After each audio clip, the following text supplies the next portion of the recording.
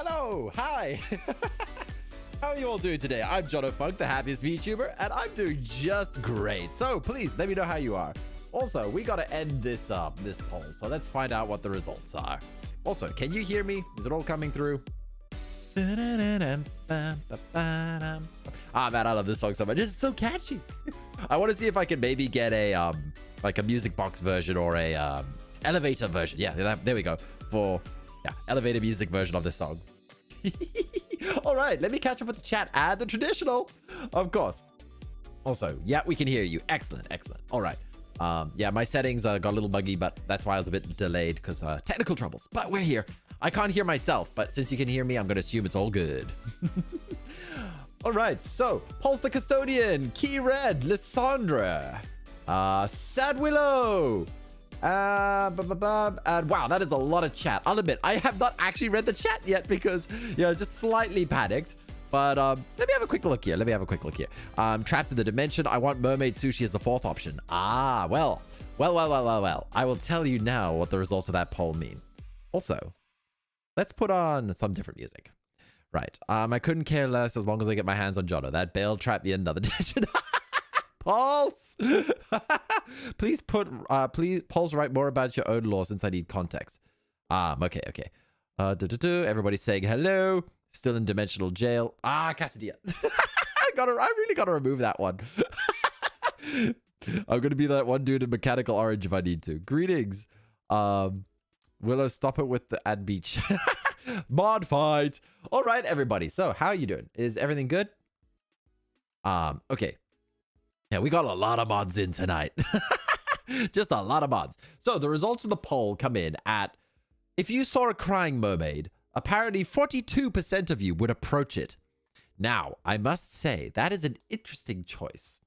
28% of you say you would attack it. So, hate or love.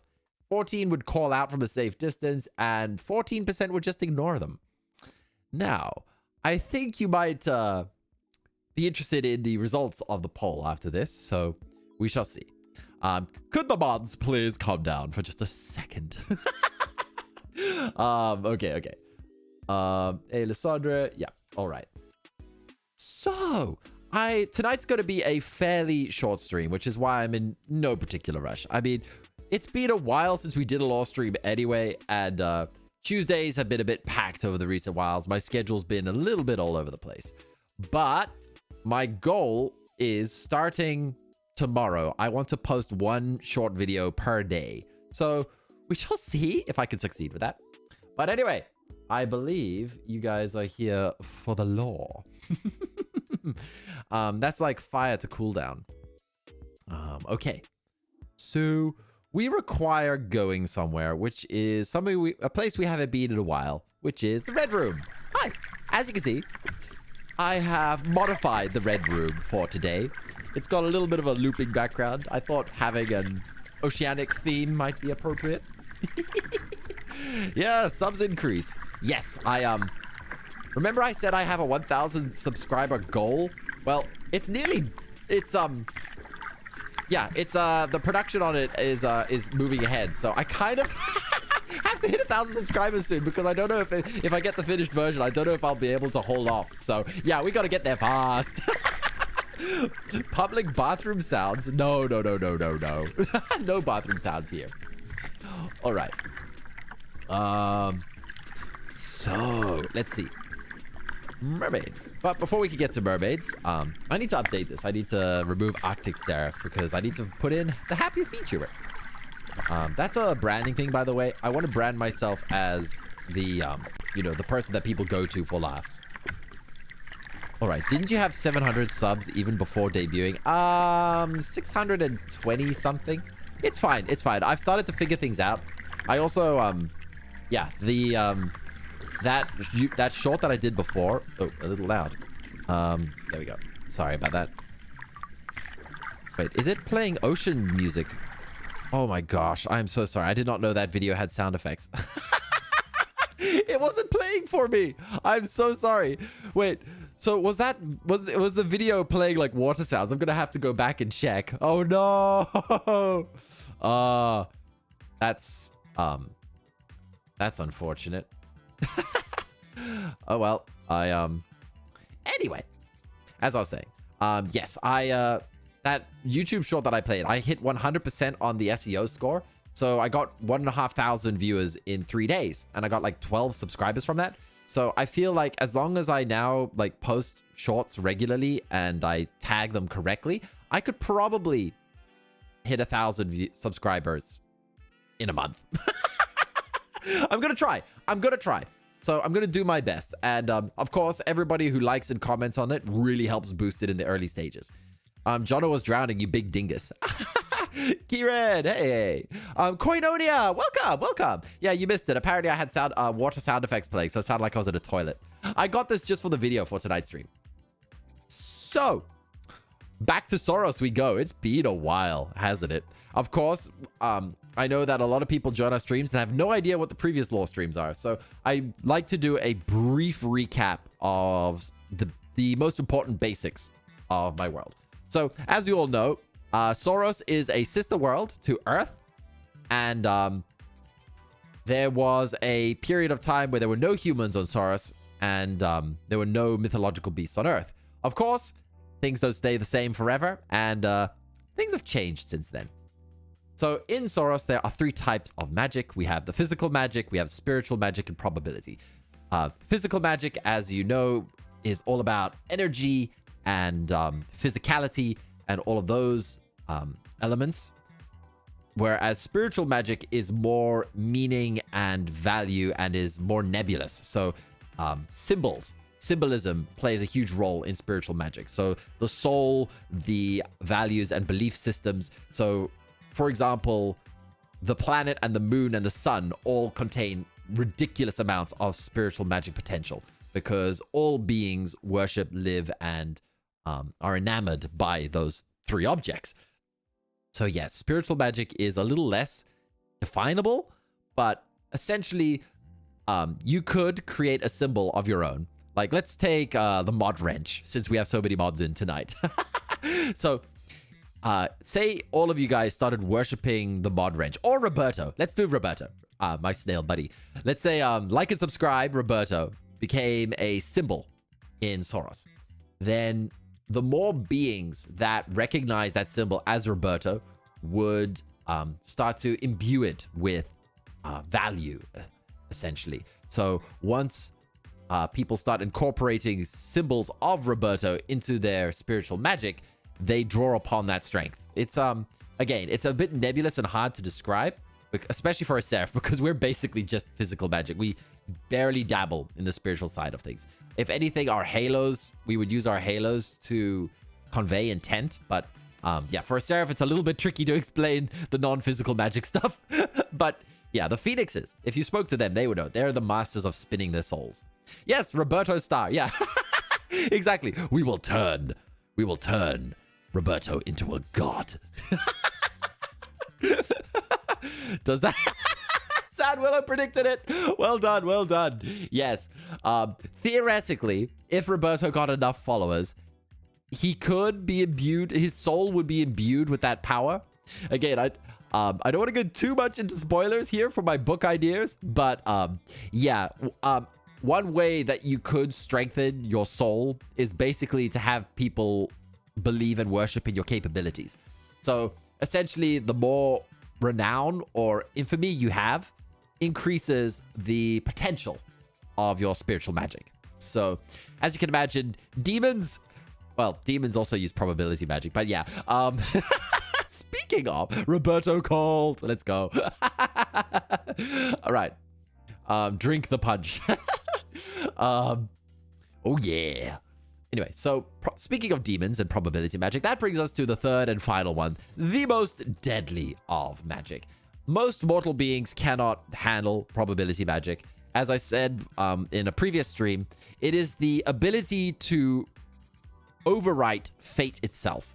So essentially creating or defining probability. So even if something had a 1 in 1,000 chance of happening, your spell or your magic would essentially make that 1 in 1,000 chance actually happen. And of course, the less likely something is, the more energy it requires from you. So yeah, don't try to just summon Roberto out of thin air. It'll probably kill you. most definitely will kill you. But yes, that is essentially what probability magic is. So very few beings, and mortal beings especially, can barely handle it. Some immortal beings maybe. But yeah, mostly the genies and the demons are the most well-known ones. And of course, the gods themselves. But I mean, at that point, it's pretty self-explanatory if you're already defined as a god. Okay. Funnily enough, the Seraphs actually worship... I really need to do a full-on, like, Seraph culture lore, because I've done three Seraph streams already, and I still haven't finished all of them. But yeah, we worship... One of the gods that we worship is the god of probability itself. It's a little bit more complicated to get into. I'm personally not that much of a believer in it, but Arista is. Arista is. She worships the god of probability. Anyway, right. So, the Age of Freedom, as we all know. Oh, well, that sounds like a positive to me. You can try and summon Roberto. You can try. If anything, go to a demon. Use a demon to summon Roberto for you, but then you're contractually bound. So careful. You sound like a heretic. No. Again, I'm saving this for my 1-year anniversary. I will give you the full Jono Funk Seraph lore. Okay?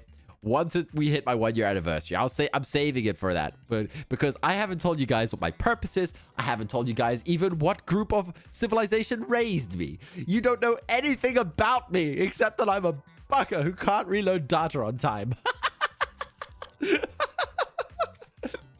Anyway, Willow, the elders created me to bring justice and terror. Yeah, Pulse, and someday, I'm just gonna bring you on stream and you can just explain your lore to everyone. I don't have legs. I'm working on it. I need time travel, but Jono's purpose is a clown. I know. Hey. No, you don't know. Anyway, so getting back on point. The Age of Freedom. The Age of Freedom was before humanity arrived and messed everything up. All of the sentient beings were primal and bestial. This was about 3,200 years ago, or 1,200 BC, for those of you who like your systems here in this world.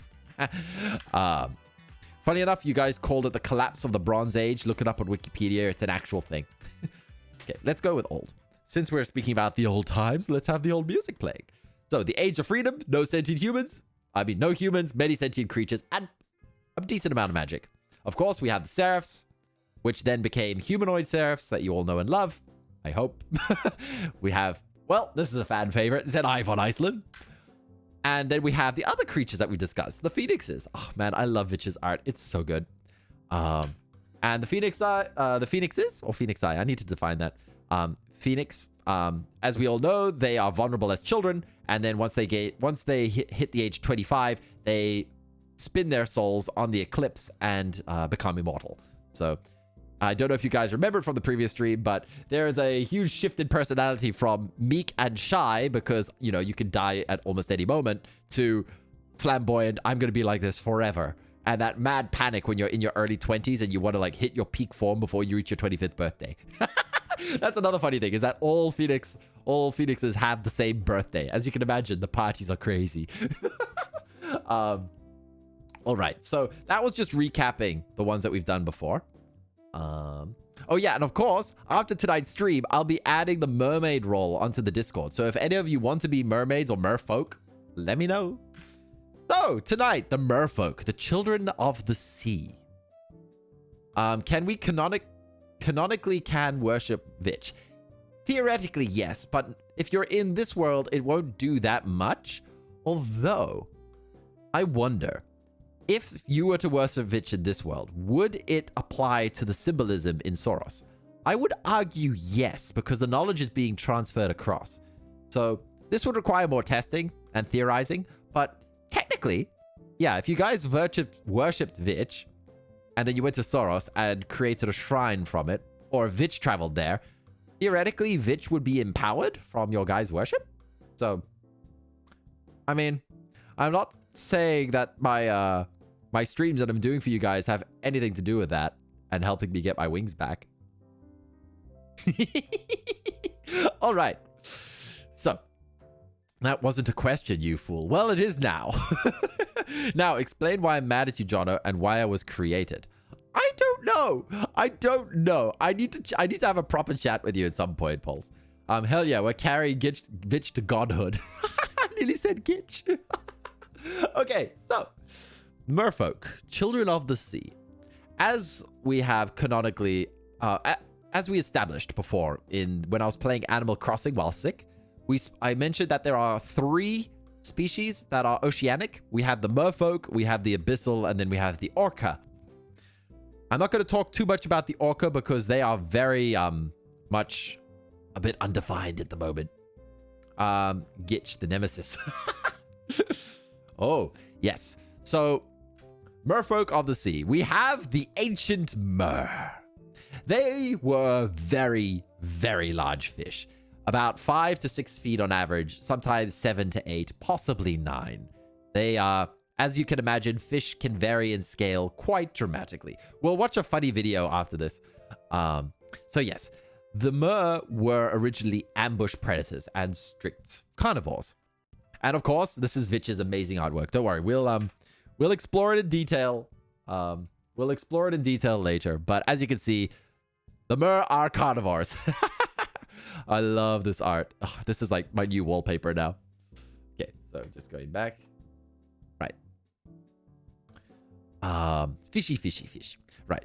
So the Mer were both salt and fresh seawater. Because remember, am I trying to find something? Possibly.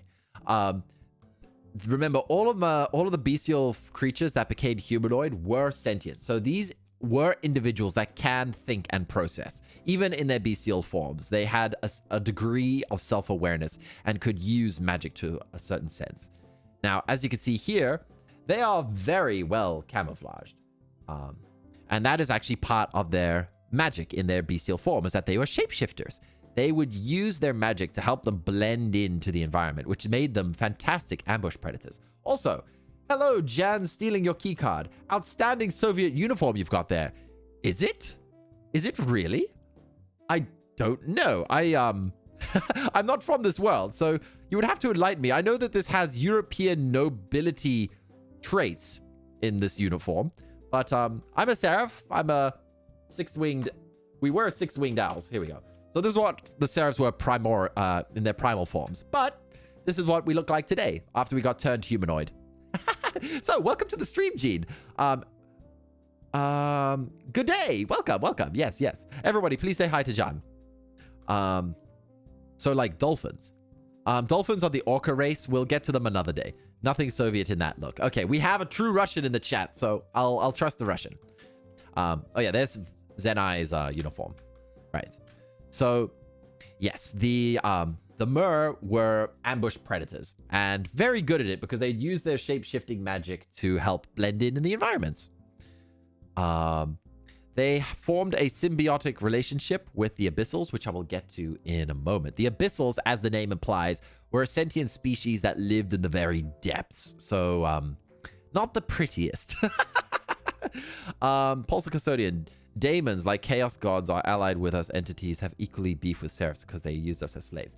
Okay, I don't know about the Seraphs from your universe, but the Seraphs from my universe definitely are not into slavery. If anything, we end up helping out more of the other civilizations in order to maintain peaceful relations.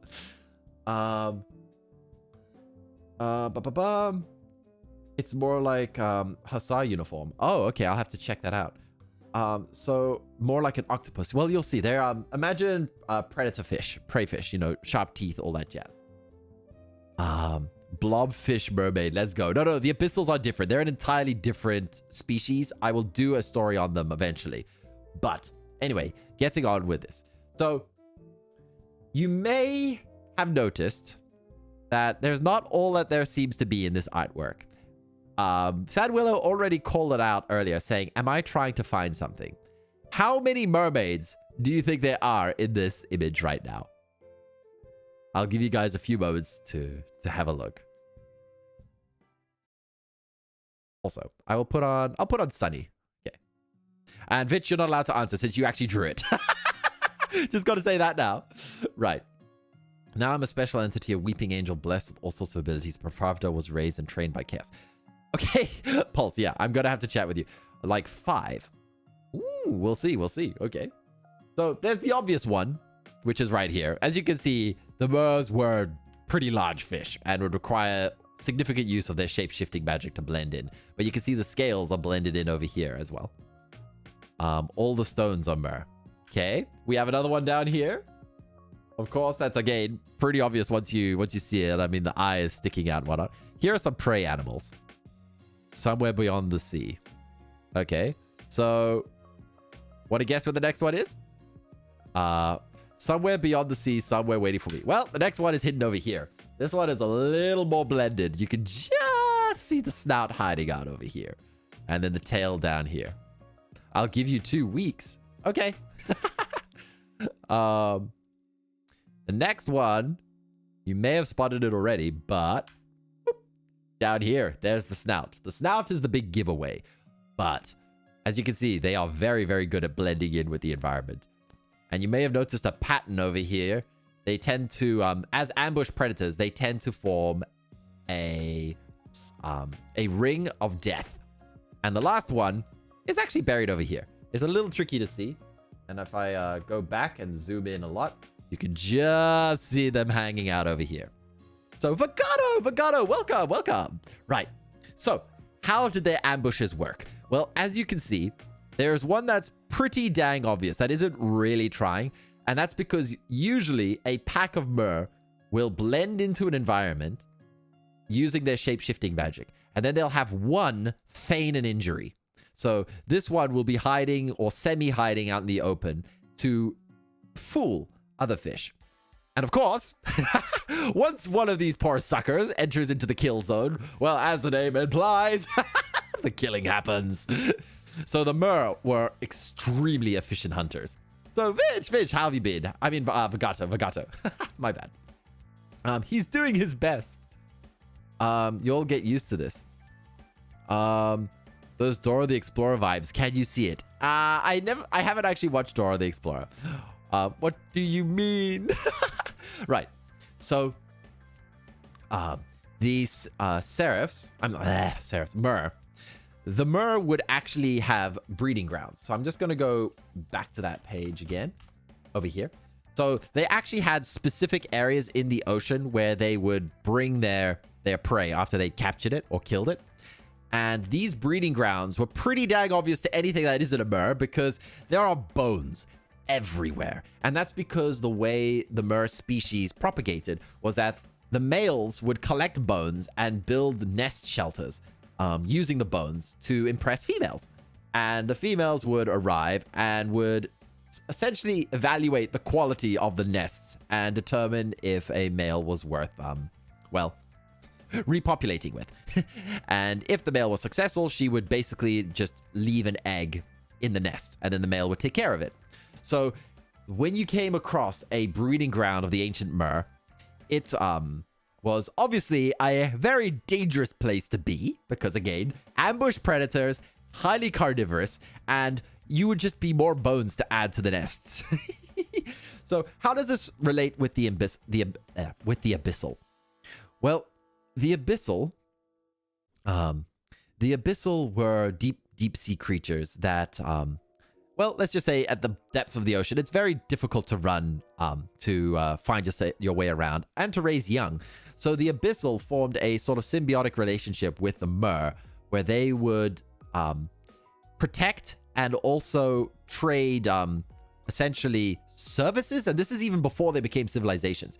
So the abyssal would often come close to the surface, but not actually the surface itself. For them, it would be considered very high up. But they would travel to the breeding grounds of the Mer and basically offer their young to any Mer males who couldn't get an egg. So the mermen would essentially still have the primal need to raise young, but they would basically look after young abyssal. And in turn, the merfolk would be protected by the abyssal whenever they would call out to them, because that was another aspect of the Mer, is that they could sing in the water. They'd use this both to fool other fish and also to communicate with each other over extremely long distances.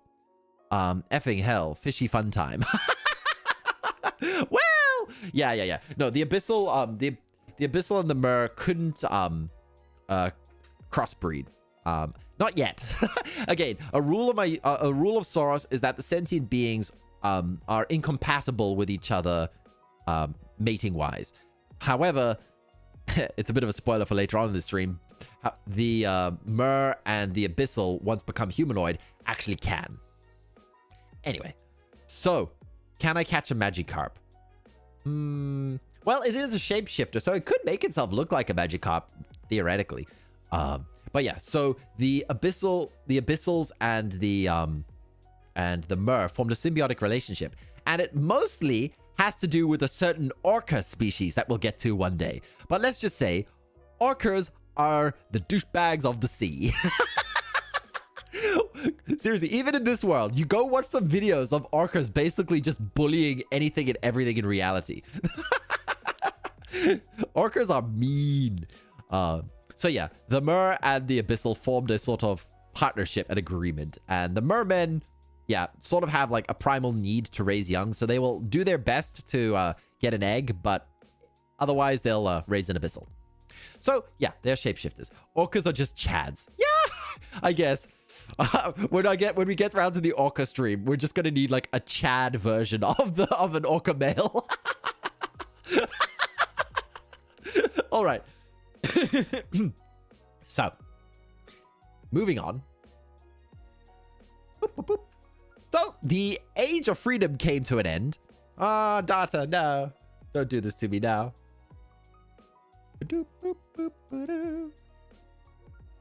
Okay, there we go. So, the Age of Freedom came to an end, and the mer were turned into the merfolk.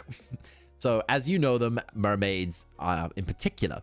And the reason why mermaids has dominated cultures both here and there is because they are primarily matriarchally driven. So, I say matriarchally because they don't have a sort of royalty, but the women call the shots. They are larger than men. So if we just skip ahead over here, bring me a sandwich. Yes, honey. Right. So yeah, even the legends here don't really talk about mermen that much, and that's because mermaids tend to dominate the conversation when regarding this topic. Oh yeah, let me catch up. I just want some art of me and Jono fighting when I was set free. One day, Pulse. Keck, orcas are the total opposites to pandas. Yeah, that's actually a funny point. Right, so the mer, when they were turned into humanoids, lost a lot of their potential because they were shapeshifters and they were damn good at it. They could make themselves look like terrain. They could make themselves look like other fish or prey animals. They were amazing at it.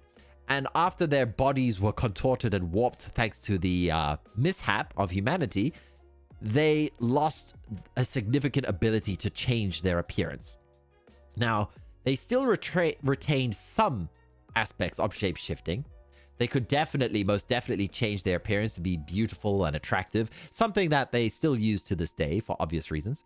But their favorite food... Now, remember I said before that they were a highly carnivorous and ambush species?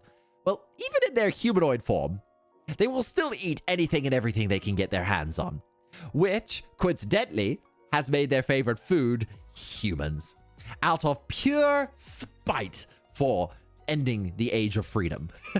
Despite the quality of human flesh, the mermaids will do their best to chow down. So all of you who said you would approach a crying mermaid, big mistake, because there were at least 7 in the area that you didn't spot, and they are all ready to bring you to the feast.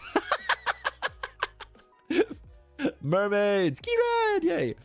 You made mermaids too cool. Never liked them, but they're so chad now. Yes, you shall see.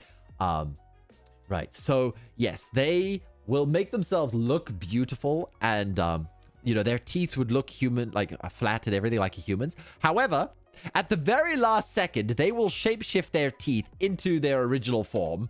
So they go from having regular teeth to serrated blades that will, well, take a large chunk out of ya. So as you can imagine, you approach this crying lady, and then all of a sudden a piece of your shoulder is missing and your arm falls off. But that is the nature of an ambush. Now, how do they relate to the abyssals nowadays? Well, one nice advantage is that since they were saltwater and freshwater, the mermaids could now form villages both in the ocean and along the riversides. And there is a important detail about this that we'll get to. But yes, the mermaids essentially have split into two primary factions: those who prefer the river and those who prefer the sea. The ones who prefer the sea still have a very good relationship and connection with the abyssal. Even to this day, that connection of sending their young to each other still holds up true. My phone is having some freaky problems, so if I leave out of nowhere, sorry. That's okay, that's okay. All the stones are Mer, yeah. Somewhere beyond the sea waiting for me.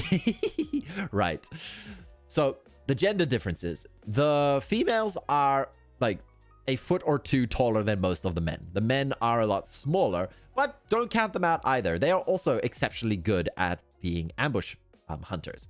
Now, it is possible for humans to be friends with merfolk, but it is a very hard thing to achieve because the mer don't trust anyone besides the abyssal. And that's because obviously they prey on everyone, so everyone treats them with a little bit of suspicion or fear. Okay, new song. Let's go with Sleep. Okay. So the abyssal, I mean let's go to the childhood. So the childhood of a merfolk would they will hatch from eggs naturally, and they will actually have fins, so they have to be water-based. But once they reach adulthood, their fins will split as per the legends in this world. Their fins will split, and then they gain the ability to walk. Now, the funny thing is that their shape-shifting magic is not entirely gone. So when they return to the water, they can optionally enhance themselves to bring back their tails. So yes, when they're in the water, they are incredibly good swimmers. But that doesn't mean that they can't leave the water to hunt on foot. Right. Now, let me just quickly move this over to here. I just want to make sure I haven't left out anything with my notes. Oh, right. When they were primal, the females are extremely picky of the nests. They would examine the complexity of the structure and the value of the bones. All right. So, the humanoids, taking my notes and back to the side here. As you can see, I have quite a lot of notes that I need to refer to because it's quite easy to miss out just one or two little details that I want to share with you guys. So yeah, the villages. Okay, so the villages are often based on riverbanks or in the ocean themselves.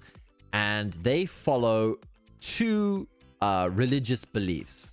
Let me just get to it. Oh, that's another thing, is that the abyssals will often indulge in shape-shifting to make their ideal appearance. So they will easily change their skin tone or their facial features to whichever they prefer. They also have slight traces of fish scales embedded just below the layer of their skin. So if you got very close to a merfolk, you would see a faint shimmer of their flesh. And that's one of the few ways you could tell if a straight-up human was actually a disguised merfolk. Is that if you got too close and you saw just a light shimmering. Now, obviously, they wouldn't make it so obvious that they are. So it would require quite a lot of keen-eyed attention. You'd have to be actively looking for it. So they're born with a tail.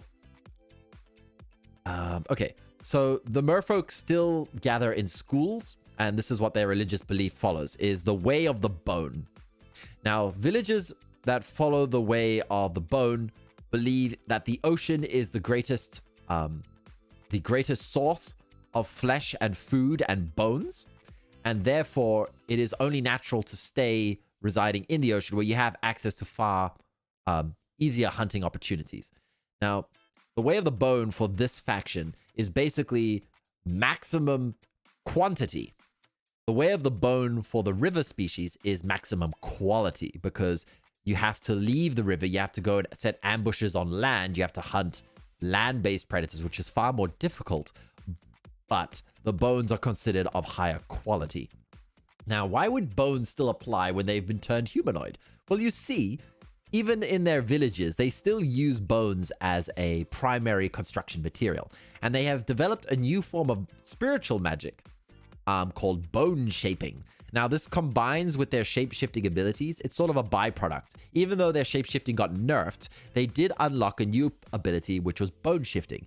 Now, when they touch flesh or bone, they can actually bend and warp it. They cannot create new bone, but they can stretch or compact it.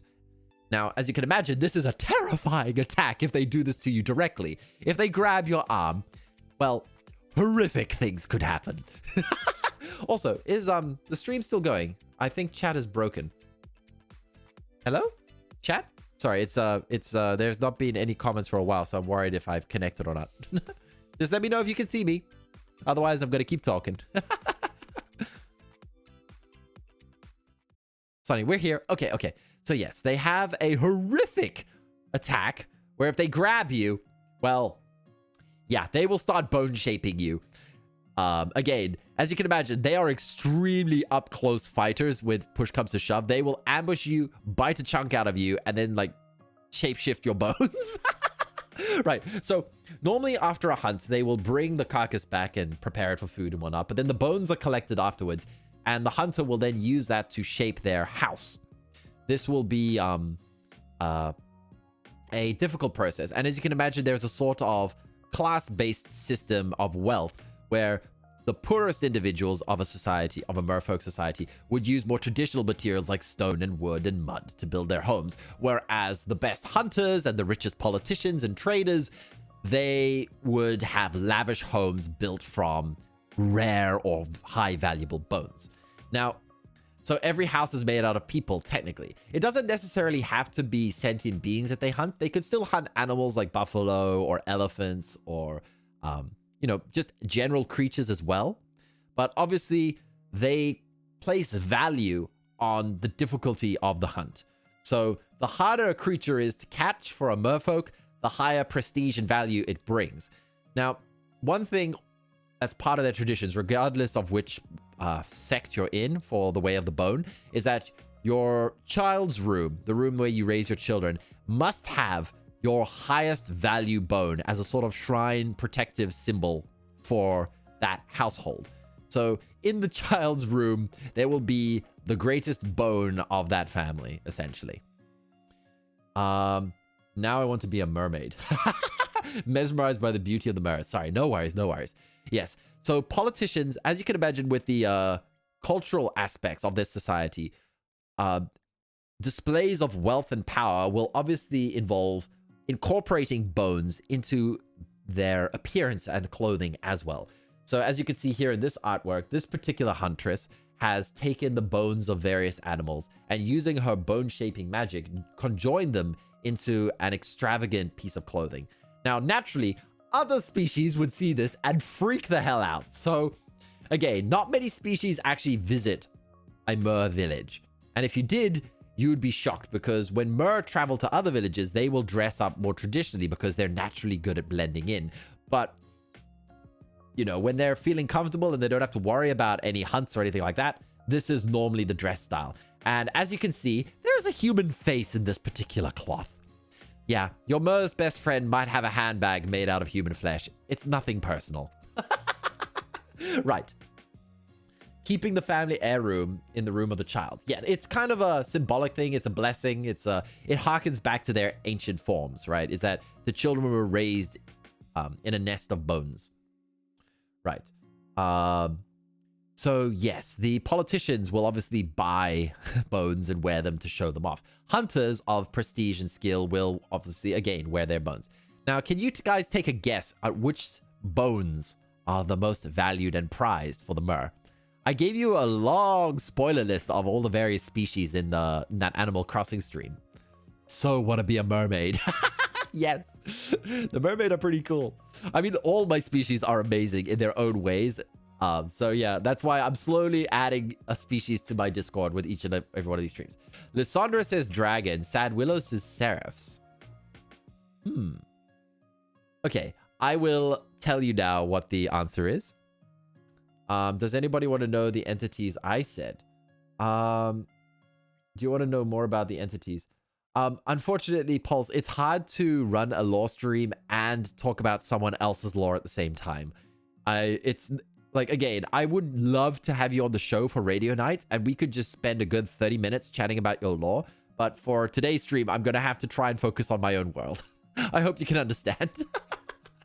Okay, so Lysandra is correct. The Mer value the dragon bones above all else because, as you can imagine, hunting a dragon is not particularly easy. They can fly, they are extremely powerful, and yeah, as a species that's based in the water, it is a bit difficult to catch a flying creature already. Throw in a dragon's abilities, and yeah, I know that's a bit cheating since I haven't done a dragon stream yet, but let's just say, yeah, dragons and Mers are pretty low on the appeal for other species. But yeah, Mer would highly praise Dragonbone. And this particular individual is using Dragonbone. She would be considered one of the best hunters of her generation to adorn herself in Dragon Wing Bone. Fair enough. Also, they have all the bones. Well, I'm off. Got stuff to plan. I'd like some Arabia Pravda. See you, lads. Okay, take care, Pulse. Thanks for dropping by. Appreciate it.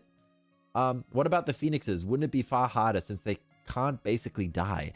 That is also a very good point. The problem with phoenixes is that, yeah, as you said, they can't die. And also, they're known to explode. There are several ways that a phoenix can be killed. But most of the time, when a phoenix truly dies, becomes ash, so there's not really bones left to speak of. But as I said, the dragons of the ancient dragons love to feast on phoenixes. They would eat phoenixes, and that applies even in the modern times. They still love the taste of phoenix. Right, I will talk about dragons another day because I'm very excited about them. Also, as I dropped a slight lore spoiler in my on my Discord, my best friend from Sorors is a dragon. It's a long and complicated story, but my friend, yeah. Vicky, welcome! Welcome, Vicky! Don't mind me sleeping in. Well, we're just talking about the mermaids. As you can see, they were ambush predators, and yeah, there were 5 mermaids hidden in this amazing art drawn by Vitch. So yeah, Vitch had a lot of fun blending them in and hiding them.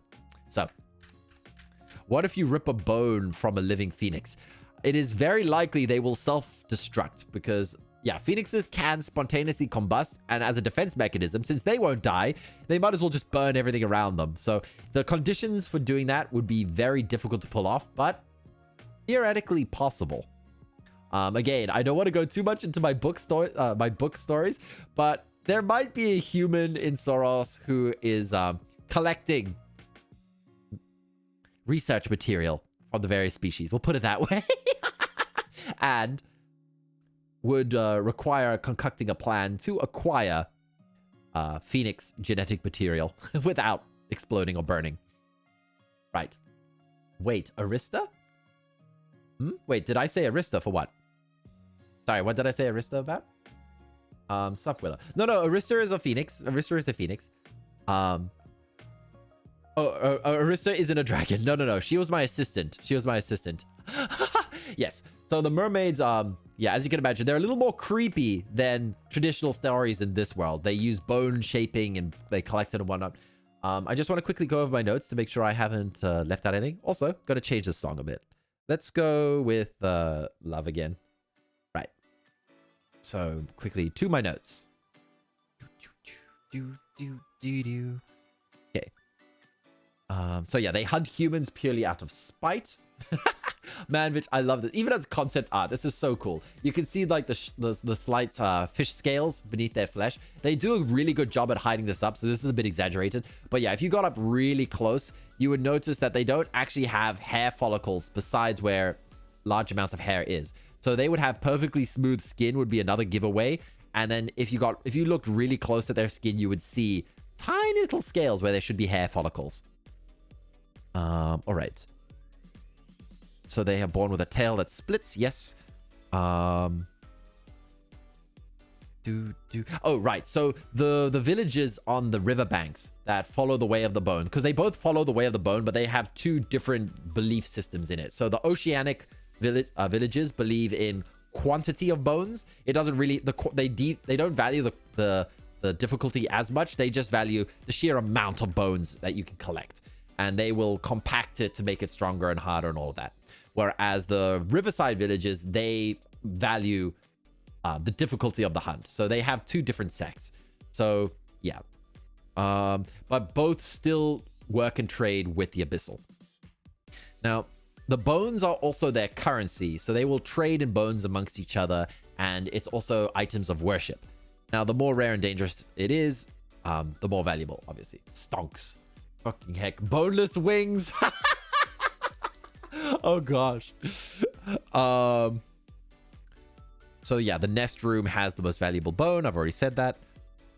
So, yeah, their hunters and politicians will use this as grandstanding and all of that. So, yeah, during, like, again, they're not really a royalty, but they're not quite a democracy either. They're sort of in a tribal state. Well, they'll have chieftains, but the villagers decide who the chief is. So it's usually the best huntress. Or, I mean, you can get a male. There are male hunters, but generally the females in the Mer society are the stronger, faster, more deadly versions. The males are more of the caretakers. They construct the villages and they look after everything. Basically, they sort of run the behind the scenes. Hence this little joke. Bring me a sandwich. Yes, honey. All right. So, right. So there are two forms of magic: is shape-shifting themselves, but it's been severely nerfed, and they have bone shaping. Now, the bone shaping can apply to themselves as well. As I already briefly mentioned, they can teeth are not technically bones, but yeah, they shape-shift their facial structure to essentially become like their primal forms and take a good bite out of something's shoulder. They can also do this to their fingers. So they will take the top digits in their fingertips and they will sharpen them into spikes if need be. So again, mermaids are extremely vicious, especially if you back them into the corner. Yeah, their teeth can be sharpened back into their primal form. They use their shape-shifting ability. So they look and talk like normal humans, but then at the last second, their entire face becomes a row of teeth. And they just... yeah. Goodbye, shoulder. Wait, so does that mean... I don't know. I don't like where this is going, Willow. Theoretically, yes. Right. Anyway, so yeah, they can also turn their fingertips into spikes as well. And then I already briefly mentioned that when they dive back into water, they can merge their feet again back into a tail. The bone shaping is also part of their magic system. It's also part of their belief system. As you can imagine, being turned humanoid and creating worships and systems has given them a bit of spiritual magic as well. And that bone shaping means that when they grab onto bones themselves, when it's pure bone, it's a lot easier and quicker for them. But if they were to grab onto a living being, theoretically, they could start shaping that bone while it's still connected and attached. And mortals who have been touched by Mer doing this to them and survived have described it as the worst itch in existence, because all your muscles are being pulled as your bone starts moving, and then eventually those muscles and tendons will start tearing depending on what the merfolk is doing to said bone. So you can imagine it becomes the worst itch into the worst pain. Yeah, it feels like everything is crawling underneath your skin, according to accounts. Now, obviously, there is a more of a physical distance between the bone and the merfolk, so this process is slowed significantly. So when a merfolk is trying to bone shape someone, obviously a fat person, no, not body shaming here, this is a plus in this case, a particularly weighty individual will have significantly more distance between their bones, and therefore a mermaid would have more difficulty influencing them. The process would be significantly slower, whereas somebody who's very, very skinny, well, try not to get grabbed. And yeah, Seraphs, we're terrified of this because we have very thin bones, as I mentioned in the Seraph stream, because we are very lightweight and we're designed to fly. Yeah, we don't have a lot of mass, so it doesn't take very long for a merfolk to ruin us. I was trying to think of a better word, but that goes straight into the quotes section. Right, let's put on a different song. Oh hell yes.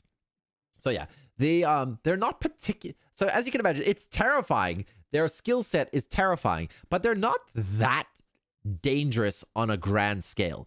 Individually, they're terrifying. Like if you were to encounter a mermaid or a merfolk, you know they're not alone. So yeah, you're usually outnumbered, and if you've gotten that close already, you're probably screwed. But on a grand scale of things, like a single Seraph could, if really pushed to an angry limit, a 4-winged Seraph could easily freeze an entire village without even touching the ground. So they're not big players on the global scene, the interspecies or the intercivilization conflicts and such like that. They're not big players, but individually they are very dangerous. They're dangerous, but not threatening in a civilization sense. That's metal. Oh, what about singing, by the way? Kind of cliche, but I thought it might be worth asking. Yes, you actually reminded me. It was here in my notes. So I mentioned earlier that they sing, that the primal forms would sing in the water to communicate. And this applies on land as well. Because again, they can shapeshift, they are able to basically reproduce any sound that they've heard. So they will use mimicry as part of their ambushes. So when I started the stream with the poll saying you hear a mermaid, normally you would say like you hear a crying child or an injured lady or something along those lines, something to tug at the heartstrings. And that sound is just so real and believable that basically anyone but a sociopath would feel compelled to go and find out what's happening.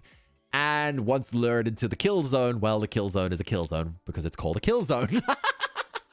So, yes, they will use whichever manner of song and appearance they deem most important for the hunt. So if they need to appear injured and calling for help, they will do so. If they want to appear beautiful and alluring and singing charming songs, they, again, can and will do so. The males, while I've been dragging the males a little bit throughout the stream, they are just as capable of these techniques as well. And while they might be a little smaller than your average human male, they can still make themselves look very attractive. And through some clever use of bone magic, they can give themselves some shoes to make themselves a little taller. Right. So yeah, the men are also capable of hunting and such. I just wanted to emphasize the fact that they are primarily female-dominant society. Fred, welcome. Way to be boned. Exactly. So yeah, as you can see here, she is wearing a dress made out of a human face and flesh. They will use their bone magic to basically create the connections. And yeah, this is what they would normally wear in their own villages, right? It's a way of status symbols. But if a merfolk needed to travel to a human settlement or a Seraph society or an Orc society or wherever, or dwarves, they would wear traditional woven clothes. Because again, they know that merfolk are not particularly trusted because, again, they have eaten everybody at least once. Pretty much everyone knows that a merfolk would eat you if given the chance and then drag your bones back to their house. So, yeah, treated with suspicion and thus suspicious of others. A matriarchal society, obey your mother or else. Hello, hi, welcome. Datsu, welcome. Mermaids and toilet water. Yeah, they are. Stop it. Right. And checking my notes just to make sure. Okay, so they still trade in exchange with the abyssal because they're cautious of other species. Oh, here was another thing, is that their clothes style is generally minimalistic.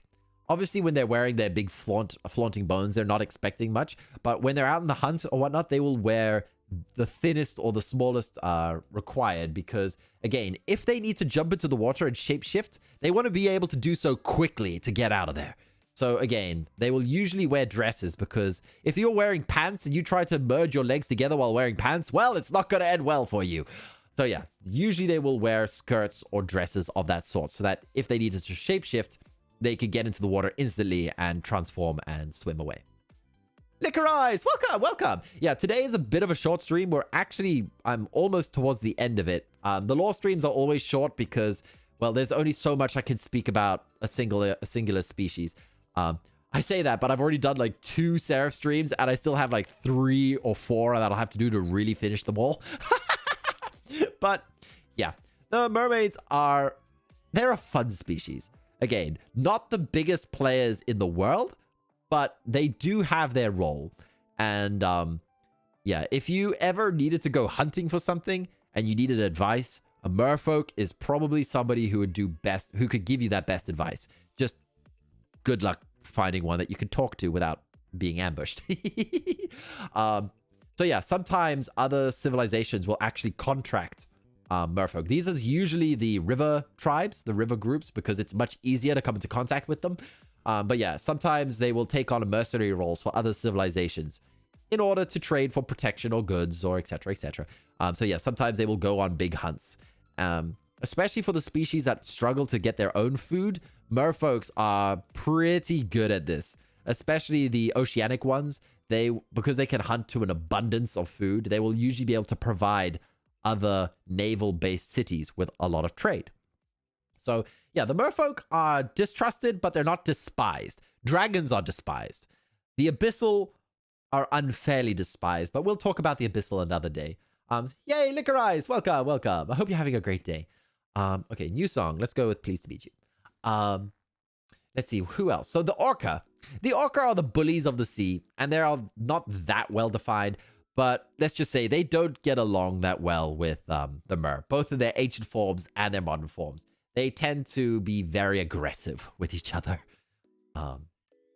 Nobody likes the dragons. What about the orcs? The orcs are also tribalistic in nature, and while they do habitually raid, because their belief systems is that why would you create something when you can take something that someone else has created? So it's not really a belief of thievery, but more like claiming of ownership. So essentially in the orc society, and I'll get to the orcs, I will do a proper lore stream for them. But yeah, orcs in general, each tribe has their own nuances and differences, especially both visually and in their tribal marking system. But orcs generally all follow the principle of, if you're the strongest, you deserve to have what you want. So yeah, they raid because they believe they're the strongest, and they will take, if they take something, it's theirs because nobody has taken it back. That's kind of the twisted logic. Obviously to you and I, that sounds horrific. Oops, data, just a second. But yeah, that's how orcs function, is that why would you make something when you can take something? Right. Yeah, but dragons are hated for a very simple reason, but I'm not going to spoil that. Wow, I love the design. I just show up. I don't know what's happening. These are the mermaids. Welcome. The mermaids from Sorors are a little bit different to what you imagine. This was their primal forms. They were ambush predators, and as you can see, there are a lot of them hiding in this one painting. Vich did an amazing job. This is becoming my new wallpaper, straight up. Right. Mermaids, yes. So yeah, mermaids. Yeah, you'd have to rewatch the stream, Ire, because I've already repeated myself a couple times throughout this evening. Right. I want to be an orca. Well, Licorice, every time I do a lore stream, I add a new species to the roles list. So we have seraphs, we have phoenixes, and after this stream, I'm going to create a mermaid role. So if you want to have a mermaid role on the Discord, and the colors that come along with that, just let me know, and I shall do so. Or you can ask one of the mods, and they'll change the role for you. Awesome, Vich. Vich never disappoints. Exactly. Vich is amazing. Speaking of which, let me just pop into the welcome room quickly. I don't know, for those of you who weren't there during the Dark Souls stream, Vich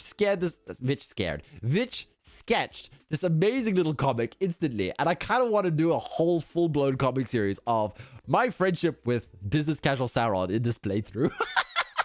Because, yeah, he's like saying, he's horrendous. I just kept ringing the bell. And Sauron is like, so this is the crib? Vich scared. I want to be Orc Big Boss. Exactly, exactly. Okay, new song. Let's go with Love. Ooh, that was loud. Anyway, back to the Red Room, which is currently underwater. I mean, I can turn it off if I need to be, but let's keep the water flowing. Praise Vich. Yes. Oh, right.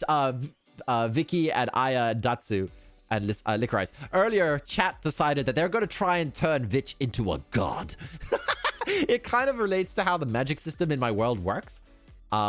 Particularly the spiritual magic. The more belief and value something is placed into something, the more spiritual potential it has, which is why the planet, the moon, and the sun have such high spiritual potential. Is because so many beings depend and understand and view and value those entities. So theoretically, if you guys were to start worshipping Vich and then Vich were to go to Sorors, she would actually gain a small power boost because she has people believing in her as a god. That's a very, very rundown, very quick and dirty way of describing how it works. But yeah, so symbols have meaning, and the more things that believe in that symbol gives it greater power, which is kind of like a self-reinforcement loop.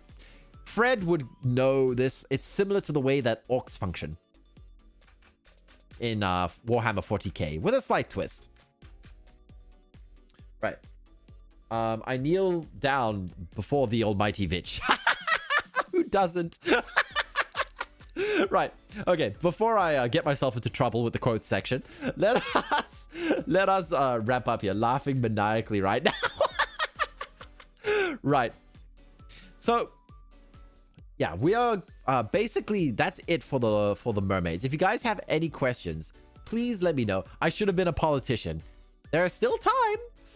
Although the terrible thing about being a politician is that your rivals will literally dig up everything you've ever done or posted online and will use that against you at the worst possible moment. So yeah, unfortunately, I think a lot of your art and Twitter posts might be turned against you. Aha. The imagination from the orcs of 40k. Yeah, spiritual magic, I'm saying this to make it relatable for you, Fred. It's similar to that.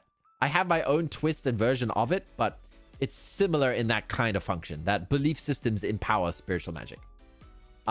Vich kissing the floor for you to step on. Right, so one day we'll do a Vich lore stream. Welcome to one of the gods of Sorors.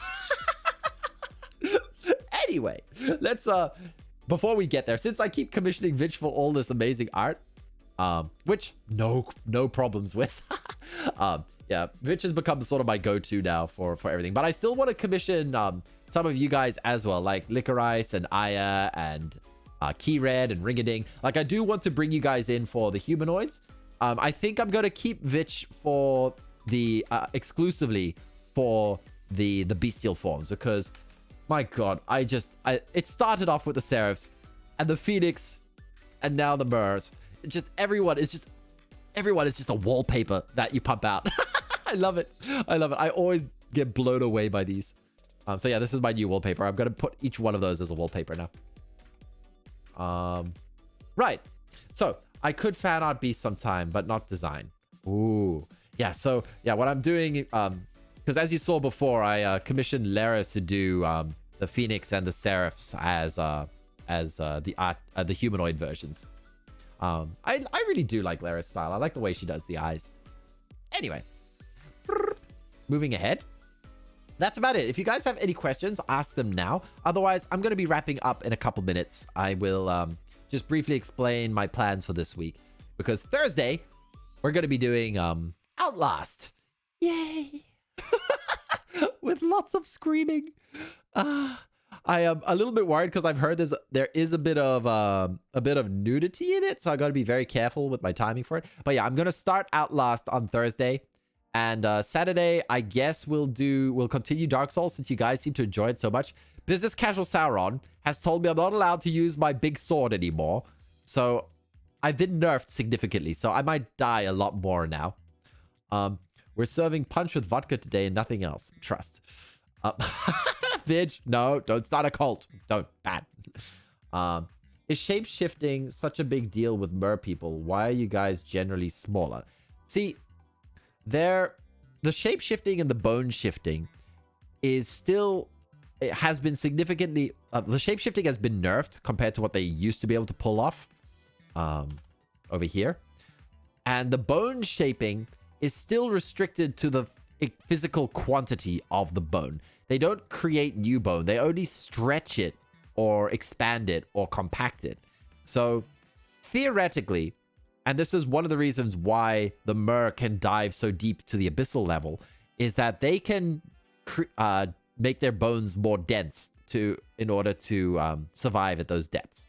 So yeah, they can shape it a little bit, but as far as like giving themselves an extra foot in height, it would come with a big trade-off, unfortunately. You know, it would one, it would be painful as heck, and two, it's not very pleasant, and it would make them weaker in other areas and aspects. But yeah, there is a bit of a narcissism problem amongst individuals, because again, when you can choose your ideal form, because they can easily change their appearance drastically. Like they can change their skin tone as well. This was also something I haven't mentioned yet, but because I know it's a sort of not dangerous, but it's a bit of a difficult topic to speak about on the internet without risking the wrath of the online community. But with regards to racial appearances within the humanoids of Sorors, because it was due to a backfire of magic from humanity when they tried to steal the magic from Sorors and take it to Earth, all the aspects of humanity were put into all of the sentient beings. So, technically, yes, you can get an African-American Seraph. You can get a white Phoenix, even though generally Phoenixes tend to be more Middle Eastern in appearance. I described them earlier as beautiful tanned skin. The process of the magic that backfired before basically has implanted all the aspects of humans from this world onto the sentient species in that world. And it's a very tricky thing to talk about without upsetting Twitter. But I have no ill intentions whatsoever with this universe. I'm inspired by so many cultures and mythologies and such, and I want to take those inspirations and then add my own twists and sort of recreate and merge, because that's what true art is it's taking something that's you're inspired by and making something more and unique from it. So that's what I want to do. So yeah, with regards to fan art of these species, you can go absolutely wild. Like any person you met in reality, you can make it. Whatever race or skin tone or hairstyle, you can put it onto any of the species from my world. I'm just going to say that. That's the best way I can phrase it. Because, yeah, I want everybody to have fun and to feel like they can be part of this world. So don't feel like there is like a random hard barrier with regards to that kind of stuff. And I know I spoke before about gender differences. That's a whole other can of worms. I don't really want to get into that today, but for the sake of my societal topics, yeah, I'm gonna stop talking about that because it's such a difficult thing. Anyway, let's see. I'm just gonna quickly catch up with chat. I might not be here on Thursday, but we'll try to catch. Okay, thank you, Fred. Vich cult. No questions, only topics to think about myself. Yeah, I'm having to move houses. I'll be busy all that day. Well, don't worry. The VOD will be up, and I'll do highlight videos as well. I'm planning on doing at least like one short video a day now. And I'm also going to try and do highlight videos. You're gonna tan if you live near the ocean because of the sun. That is a good point. Water amplifies UV light. True. I am Aya. Thank you, too awesome. Jono is raw. Fine. I knew that you wanted freedom with your universe. Wise words, sir. Thank you. Exactly. I want everybody to have fun, and anybody who wants to build, like, be inspired by my universe can absolutely go for it. Jono, you're poking the bear. Leonardo, welcome. Just for your information, I'd back this Kickstarter. Oh my gosh, yes. One day, I'm going to do a full-on, my long-term goal for this world is to open up my own studio and just make stories, games, animation, movies, everything about my world, my universe. This is my life's work. I want Sorors to be my life's work as an artist, as a writer. So, as you can see, I'm pouring everything into this, where I could chat for hours about a single species. Also, Jono, I've been meaning to ask if you can create a role for artists in the Discord. Absolutely. That is a wonderful idea. I cannot believe I didn't think of that sooner. Right. Let me get on that. My mods, please beat me with a stick until I remember. Willow, he's been doing that from the debut. Jono, you're poking the bear. That's kind of true. I love comedy. I love making people laugh. And comedy, I believe, always sort of has to, like, ride the line. Like, I don't want to upset or offend anybody, but I will say this honestly. I have no intentions of harming people or hurting people. So if I actually do genuinely upset someone, then I would feel bad because I'm doing this to make you laugh and you guys to have fun and whatnot. And I know I'm not perfect, but I'm trying my best to make you guys laugh and have this wonderful world to live in and participate in. And yeah, so again, if anybody sees themselves in any of these creatures, that's wonderful. Anyway, okay. I will beat you with a stick no matter what. True. Very, very true. Yay, thank you. Excellent, excellent. Right, so I think that about wraps it up. I'm going to start our Outlast on Thursday. If you can't make it, that's perfectly fine. There will be a VOD. And I miss Amos. I wish Amos would come back. He was always so amazing at doing timestamps. Okay. TTRPG setting guide. Let's go. Ooh, okay, let me just say this, Leonardo. I actually have built several role-playing systems myself. Tabletop role-playing systems. At university, I created an entire Naruto universe RPG. And it was so popular, I was running 3 games a week with teams of 4. So I had 16 people all in the same universe running. I was doing 3 campaigns a week. In the end, I did the tune-in exams with all 16 of my players. So we all got pizza and popcorn, and we had one-on-one battles to kind of end the campaigns. So all 16 of my players got to sort of like fight each other, which was amazing. Why does that sound goofy? Hey, it's a lot of fun. And people, like, I created an entire ninjutsu creation system. So my players were going like absolutely crazy theory crafting different ways to make abilities and such. It was a lot of fun. Some absolutely broken stuff. Like, I never truly balanced explosive tags, but I'm getting off topic here. Toilet creature. Oh no. Oh no. I don't know if there's a toilet creature in my universe, but maybe from yours. Anyway, yeah, if you guys ever want me to do like a game design discussion stuff, I could all that. Ew, Naruto. I know it's not everybody's cup of tea, but it was very, very popular. I enjoyed it a lot. You know, right in the childhood. So yeah, for some weird reason, I started work on creating a role-playing system for Avatar. Not The Last Airbender. I mean the Avatar movie, like the blue aliens movie. No idea why I started that. I spent like one afternoon and I got pretty far into the rule set before I went, why am I doing this? Anyway, yeah, I do enjoy making role-playing systems. Willow +1. Oh yeah, beating with a stick. All right, so let me go to the welcome room and fire up the background music. Actually, no, we'll go to the sugar. Okay, so taking away that fan art. Sasalele. Okay, so I will see you all on Thursday. Thank you guys for dropping by for such a short stream. Oh, Sad Willow says, oh, to be fair, there's a whole book that just drops a whole bunch of lore of that movie. Oh, I'll need to go check that up. You should make a vid out of your own writing, inventing skills, like a guide. True. I actually have seriously been considering this, actually doing a Skillshare course. Not just with the video, but my actual model, and discussing my world and universe on the Skillshare course and doing like a world building training video. Do you guys think that would be an amazing thing to do? I don't think Skillshare has had a single teacher who's ever used a Vtuber model. Worth a shot. Yeah, you're like creative AF. Thank you. Thank you. Okay. If you guys think I'm crazy enough to do it, then I might just. Right. Maybe once I hit like 10,000 followers or something. Jono, teacher. Okay, memory resonance with the Jono Funk from this world. I have lectured to university students. Right? But I'm not that old. Okay? I have a master's degree. Okay, I'm gonna stop now. Professor oh god, here it comes. Ah. Let's go. All right. Yeah, don't you dare say master in being a baka. All right. Okay, I will see you all on Thursday. I love you guys so much. Until then, bye bye.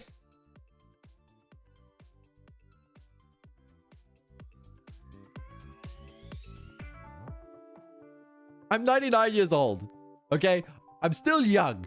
99 is not a problem. I don't know why you're age shaming me. There's nothing wrong with having a bad hip or no legs. I will have legs one day. I promise you, chat. One of these days, I will get a pair of legs. I'm actually working on it, but it's not easy.